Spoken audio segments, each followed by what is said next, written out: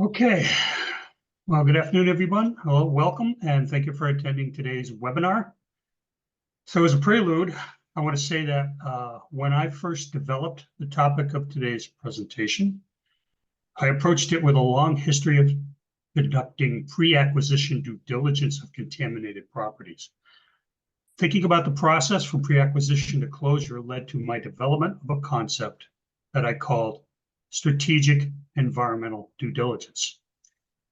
But, for some reason, that title didn't seem to generate much enthusiasm. I was told it needed to be snappier, sexier, and maybe a little bit catchier. So I revisioned my concept to a premise of today's presentation, reducing the risk of developing risky sites. Now, admittedly, there is redundancy in the title, but with all those R's floating around, Sesame Street asked me if they could make it a part of their letter of the day presentation to the kiddies watching. So at least there's that. Nonetheless, the focus of today's presentation is managing the risk and maximizing return on investment through the application of strategic environmental due diligence. Let's begin. Acquiring and developing a contaminated site requires the creation of a strategy to guide the buyer and investor to maximize return on investment. This is accomplished by accurately identifying and managing the risks prior to purchase and during the subsequent entitlements and development phases. I remember in the earliest days of my career that due diligence halted, a full stop, when actual or even a history of contamination was identified on a site. So what changed since that time? Well, the regulatory model changed from the requirement of complete restoration to risk-based corrective action, RBCA, or what we call RBECA. And it led to a maturation of the due diligence process, a change in strategy to risk management over risk aversion. Now, risk aversion was not entirely abandoned by some investors or developers, but many got tired of bypassing opportunities due to the mere hint of risk associated with environmental issues. They began by asking, how can I cost-effectively manage the risks and still realize a target return on investment? With the assistance of informed legal counsel and environmental professionals, developers came to recognize the answer. So we start with the question, what is risk? Risk has many definitions, some very specific to the type of industry, practice, and goals. For property acquisition and development, the Cambridge Dictionary's definition, the, quote, effect of uncertainty on objectives, unquote, seems appropriate. Perhaps even more applicable, though, is the definition provided by Stanford University's Chief of Risk Officer, who defines risk as, quote, the possibility that the occurrence of an event will adversely affect the achievement of the organization's objectives, unquote. Well, previously, we talked about how the acquisition and development of contaminated sites require the accurate identification and management of risks. So, what is risk management? According to the Associations for Project Management, it is a part of the process that fosters the understanding and allows for the implementation of proactive management of identified risks. Now, according to Wall Street Mojo, which is a web-based platform that provides learning solutions for finance professionals, risk management involves the identification of potential risks and taking strategic actions to mitigate those risks. The words proactive and strategic are the basis of the premise of reducing the risk of developing risky sites. Now, some of you may be asking, what is risk in real estate? Well, the renowned and revered source of financial data and advice, Forbes, says, quote, at its core, real estate development is a game of risks, unquote. No surprise there for any of us that have played a continuing role in the realm of commercial real estate. So while there are many risks involved in CRE, some of the key sources include geographic or market risk, sponsor risk, leasing or vacancy risk, tenant risk, cap rate risk, debt risk, physical asset risk, or development risk. We won't delve into all the key risks, but let's look at some that apply to the acquisition and development of risky sites. So what can be characterized as key risks for developing risky sites? Capital risk, of course, the potential loss of some or even all of your investment capital. This is the primary risk to avoid under any circumstances. Physical asset risk, which may be that due to its physical condition, an investment property will incur unplanned costs or capital expenditures. Purchasing sites and renovating, rehabilitating, and repurposing existing structures requires extensive pre-acquisition planning to manage the risks. Or development risk, when a property requires significant development or redevelopment, and that may pose risk to construction and entitlements. Like before, purchasing and redevelopment of contaminated sites requires extensive pre-acquisition planning to manage the risks. But what constitutes a risky site? Well, it can start with neighborhood opposition. The not in my backyarders, the residents, who live in the neighborhood, who live in the community, who don't want to see a new development or a change in property occur in the immediate vicinity or proximity of their property. There is an anti-growth faction always, usually, because they're comfortable with the ambiance of the community. It may be a rural community, maybe a small community. They don't want to see growth change that ambiance. Then there is, of course, the anti-gentrification faction, which may live in a community and decide that bringing new development and upgrades to the neighborhood is not good. It would change the asset value, the property values, which sounds like a good thing in terms of increasing their net worth. However, there is a tax obligation that goes along with that change in property value that perhaps they can't afford. There may be legislative opposition, and that may be derived from the constituents or may come directly from the elected official. And it may be a result of a concern about growth issues. Again, it may be constituents' concerns that are expressed by the elected official, or it may be a growth issue that the elected official themselves has specifically. There is always the potential for concern about anti-change factions. Again, going back to the individuals or the neighborhood opposition, any change to the community is a very scary thing, or maybe something that they just don't want to see happen and occur. So it poses a risk to your project and development. The changes in character concern, of course, this is familiar and goes in line with gentrification. Any change to the community can be a concern for elected officials because of what that means to the constituents, and that might pose an additional risk. Or it may come from the potential that there is concern over the cost for infrastructure expansion and improvement, and who is going to bear those risks. Of course, budgeting and costs are always a big concern for elected officials. There may be risks posed by exposure to natural hazards, things that are climate change derived, flooding, landslides, fire that may occur because of these changes in climate, of course, have to be accounted for and adapted to in design. This will add cost if you're creating facilities that have to adapt for these climate change issues and hazards. And then the potential there for liabilities for misdesign claims if your design does not come up to spec and has not adapted appropriately to the hazard. And then, of course, the topics that are near and dear to my heart, historically contaminated lands, where you're dealing with the risks and costs associated with defining the contamination and remediating the contamination or cleaning it up, or changing your designs accordingly in order to address the contamination and isolate it so that it is not a part of the issue of resident exposure. So why even bother targeting a risky site for acquisition and development?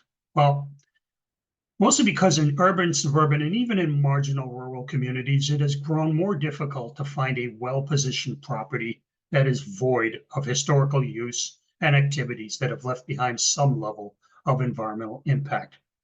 What does that look like? Well, think about the active or abandoned corner gas station or auto repair facility where petrochemicals may have been utilized and stored, and may have impacted the property. A former standalone or a dry cleaner or a strip mall that may have had a dry cleaning facility within it because of the use of solvents may have also suffered some impact.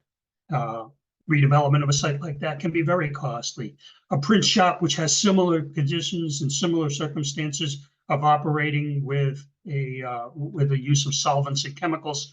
A golf course, of course, there's a great deal of activity in a redevelopment of golf courses because of their positions in communities and very attractive locations and large open properties that can be redeveloped, but their past usage of agrochemicals and of petrochemicals within maintenance areas may have left behind residual chemical contamination that has to be addressed during the site development phases to make sure that agricultural tracts are similar in that nature to golf courses over a much larger scale, where agrochemical residues may remain behind, and or the operations or maintenance yards of those agricultural tracts may also have been involved in maintenance of equipment where petrochemicals and potentially solvents were utilized in order to keep the equipment running and operating. So there is impacts and potentially not over just a large tract, but very concentrated in those maintenance areas. Abandoned manufacturing plants, a common and very well-known entity, very much present within the brownfields properties. In fact, it was the primary driver, I believe, of the brownfields programs, both on a federal and state scales. The use, storage of chemicals left behind a legacy of contamination on those properties that requires a great deal of effort to both define the extent of contamination and to address the contamination. And if you're incorporating that into your design of redevelopment of a tract like that, there can be large-scale risk involved. And then there are other similar sites such as this. So any acquisition, regardless of character or purpose, requires some form of due diligence. Investopedia has a simple yet succinct definition of due diligence. Quote, the care a reasonable person should take before entering into an agreement or a financial transaction with another party. So due diligence for any acquisition depends upon three things. The type of acquisition, which determines the shape and form of the due diligence. And it involves investigation and appraisal activities by multiple disciplines, predominantly by accounting, financing, legal, and environmental reviews. And fundamentally, the process relies on retrospective reviews that evaluate historical activities or expose past problems that could translate to risks and liabilities for the prospective buyer. Earlier on in this presentation, we discussed the aspects of risk management. The words proactive management and strategic actions are critical parts of the process. So how can a buyer identify and manage possible risks and associated liabilities of a potentially lucrative transaction? What must be done to qualify an investment and establish a strategy to maximize its return on investment? The answer was developed many years ago. Conduct strategic due diligence. Well, what is strategic due diligence? Simply, it's a widely used process practiced by due diligence professionals that specialize in mergers and acquisitions. Process is intentional. It not only investigates and assesses the current condition and historical record of the target acquisition, it considers and incorporates the future purpose and plans for the acquired asset. In other words, it considers all aspects of the acquisition and how they will be utilized, abandoned, or improved to meet the goal of maximizing the return on investment from the transaction. Now, we will get into the real focus of this presentation. How can the well-known and widely used process of strategic due diligence be applied to the acquisition and development of risky sites? By implementing strategic environmental due diligence, a process of assessing the risks relative to planned development, the calculation of the associated costs to address those risks, and the incorporation of those costs into the target return on investment. In essence, apply the principles of strategic due diligence conducted for mergers and acquisitions to the acquisition of property, and specifically for potentially risky sites. For the commercial real estate industry, environmental due diligence performed is the process by which a prospective buyer scrutinizes and evaluates a potential land acquisition. Commercial real estate, prime examples, gas stations, retail plazas, commercial buildings. Standard environmental due diligence for CRE. Although many investors and prospective purchasers consider environmental due diligence to be a checkbox requirement on a loan application, and typically request it when all other due diligence aspects for property acquisition have been fully evaluated, in reality, environmental due diligence is performed to qualify the buyer for landowner liability protections under federal law, which is the Comprehensive Environmental Response Compensation and Liability Act, or CERCLA, also known as the Superfund Act. To qualify for these landowner liability protections, environmental due diligence must be performed pursuant to the stipulations of EPA's All Appropriate Inquiry, or AAI. In a nutshell, All Appropriate Inquiry is the process of evaluating a commercial property's environmental conditioning and assessing the buyer's potential liability for any contamination. To satisfy the provisions of All Appropriate Inquiry, environmental due diligence must be conducted in accordance with the American Society for Testing and Materials, or ASTM, designation E1527, which is the standard practice for environmental site assessments, phase 1 environmental site assessment process. ASTM established the standard for environmental due diligence more than 25 years ago to bring consistency to the process and product. I was practicing before this standard was in place, and it was the Wild West, definitely, in trying to conduct due diligence in some kind of codified manner. It has generally been updated every 5 years since then. And most recent update occurred in 2021, but it was only formally accepted by the EPA for All Appropriate Inquiry in early 2023. So, the performance of standard environmental due diligence is meant to offer landowner liability protections. But when it comes to risky sites, developing and implementing a plan of strategic environmental due diligence not only offers the same liability protections, it can also help to manage the risks and maximize return on investment. So, where does strategic environmental due diligence differ from standard environmental due diligence? Well, strategic environmental due diligence is a process that integrates investigation of a property's history. This includes development, purpose, occupants, operations and activities, and design. It also includes the identification of environmental impacts and potential liabilities, condition, regulatory record, and known or perceived contamination.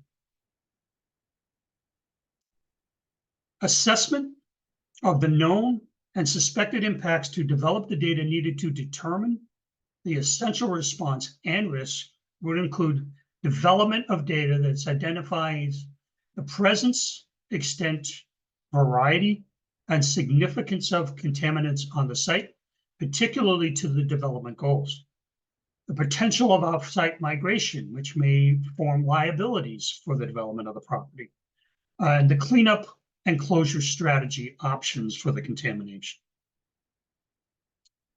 A comparison of planned development to impacts and the evaluation of whether costs and efforts to address liabilities can be managed and incorporated to achieve target return on investment include the determination if the development design elements and the development process will be cost effectively incorporated into the cleanup and closure strategy. And it uses the model of risk-based corrective action to achieve regulatory approval for response actions and target property development goals. This allows some contamination to remain controlled by elements of the development design with the application of documented restrictions. These are typically referred to as engineering and institutional controls. So what are the steps to reducing the risk of developing risky sites? Well, one, to achieve the target return on investment, create and execute a plan for strategic environmental due diligence for sites with known or perceived contamination. Start by developing a plan for strategic environmental due diligence with initial evaluations of interest in the acquisition. 2, plan to extend the assessment beyond the phase 2 contaminant presence and identification testing. Testing must follow the regulatory protocol for this phase. 3, generate a preliminary conceptual site model to define the contaminants of concern in all media. Base your conceptual site model on preliminary known or suspected activities and associated sources of contamination.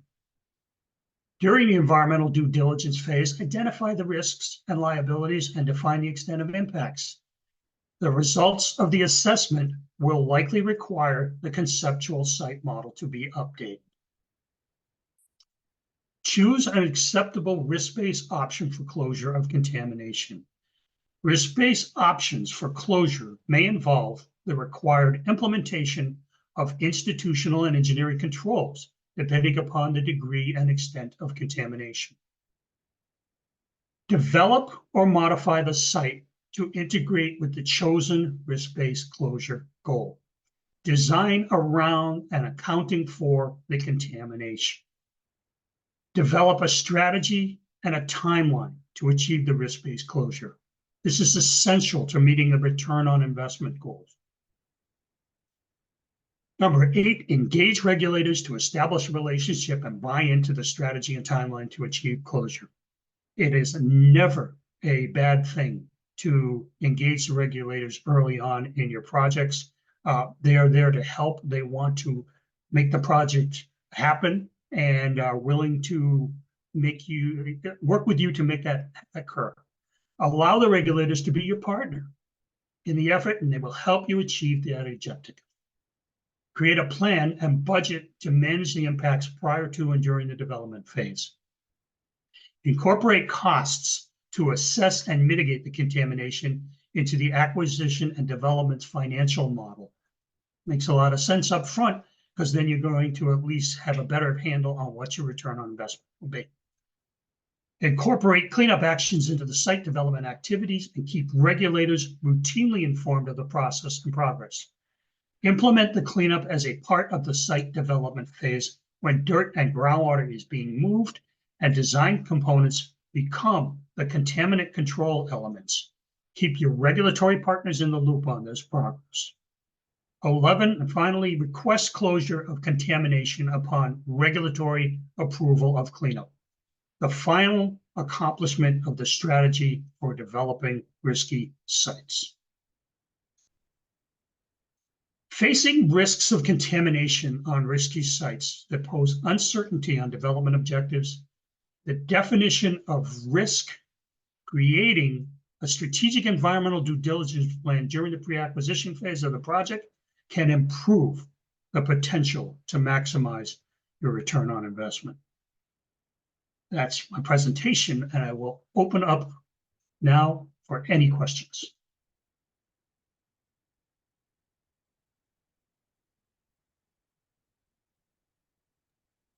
Anybody has any questions, go ahead and type them in the Q&A box and we will get them to Mike.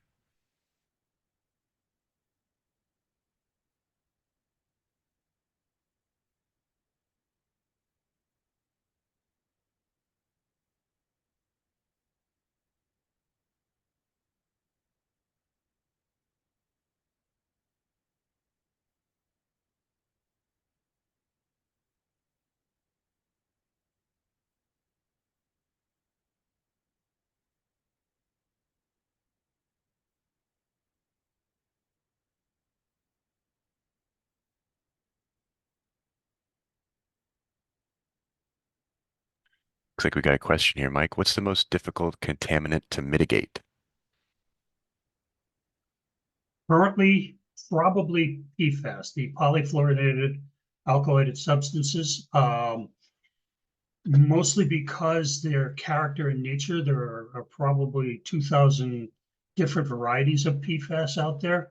They're very uh, difficult in their compositions. They vary widely, and in some cases, it's very challenging to identify which particular PFAS contaminants you're attempting to address. And if there are multiples of the PFAS in there, the reaction of the different chemicals to the different processes of remediation will vary. So what might work for one different PFAS contaminant will not work for another. They are a big challenge at this point right now for the remediation industry.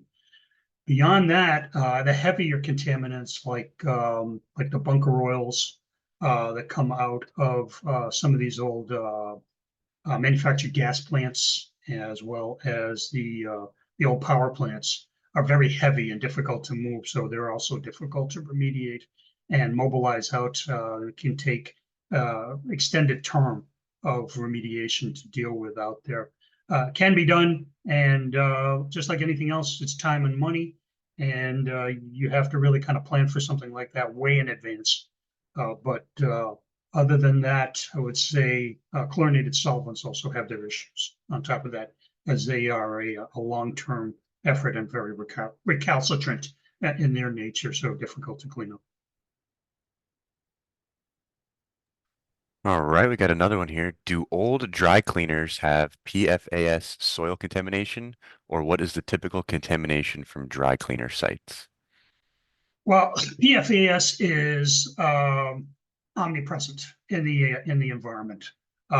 Everywhere you go, you will likely find evidence of PFAS, and because it is regulated, or not even regulated, because it is a health hazard, I should say, at such very low concentrations, the likelihood is you're going to find it pretty much everywhere you go in all sites. The concern and matter is whether there is established regulatory rules in place within the states or in the federal level that require you to test for it, identify it, delineate it, and then clean it up. Many states don't have that in place as yet, and the federal government is still working on specific legislations for cleanup. Right now, all they have is legislation that is related to drinking water supply, the standards out there, but short of that, yeah, you're going to find it in pretty much every site, but I don't know that anybody wants to go back into particular remediated sites that we closed out and look for that particular contaminant. On dry cleaning sites, your solvents are chlorinated. They are heavy, heavy contaminants that tend to sink down into the soil and the aquifer, which makes them very challenging to define and determine the extent of the impact. They mobilize and they spread out very well from the sites in the groundwater and soil. And so consequently, they are sometimes very difficult to capture and clean up as for those dry cleaning properties. All right, the next one. Do you work in Texas as well as Florida?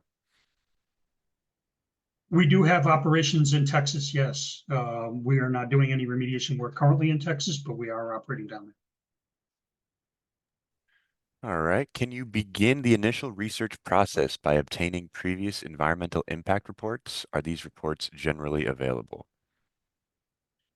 Private properties typically no, public properties yes, because the environmental impact reports, unless they're a development of regional impact that includes environmental work up on it, chances are that any private properties are not going to have that.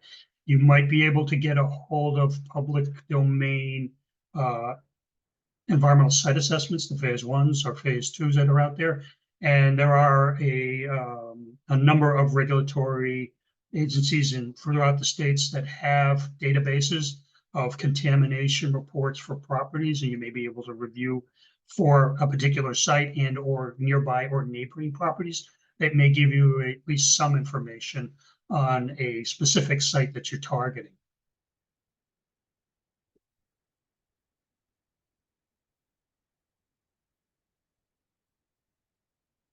We've got one more, it looks like, too. Mike, what about the risk of future upstream, downstream, or groundwater contamination? How do you protect yourself? Well, if the contamination, if you're talking about upstream, downstream, from a perspective of time frame and the contamination emanating from your property, you really have the prospect of having to clean up anything that emanates from your site within the regulatory framework. If regulatory agencies will require you to address any groundwater contamination and monitor and or remediate that contamination before you're going to get to closure. If you're talking about physically upstream, downstream, the contamination coming onto your property from an alternate source, or the responsible party for that contamination will have to be the one that bears the cost and effort to define the extent of contamination and clean it up. If it impacts your property, it's not going to be your responsibility of cost at that time, if that answers the question. Great. If anybody else has any more questions, we have a few more minutes. Go ahead and type them in the Q&A portion.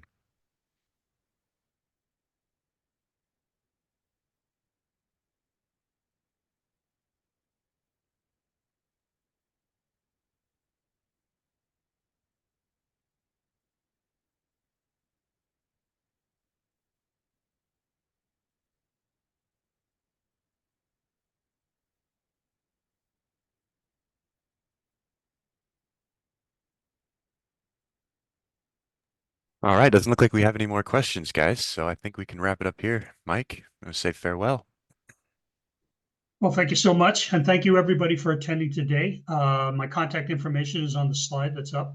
If you'd like to give me a call or email me if you have other questions, please feel free. I'm available at any time. And of course, if you have projects we can help you out on, we'd love to hear from you too. Thank you so much.